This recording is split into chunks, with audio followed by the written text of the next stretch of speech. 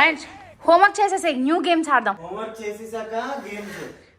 Friends కి చెప్పు, homework చేసుకుని ఆడుకోవాలి చెప్పు. హోంవర్క్ అయిపోయాక ఆడుకోవాలి. ఫాస్ట్ గా ఫినిష్ చేసేయాలి హోంవర్క్. ఓపెన్ ద డైరీ నా. మాకు చిన్నప్పుడు డైరీలు గిరీలు ఏం లేవు తెలుసా. అయాన్స్ కి హోంవర్క్ చేయిస్తున్నారు అనమాట సిద్ధు.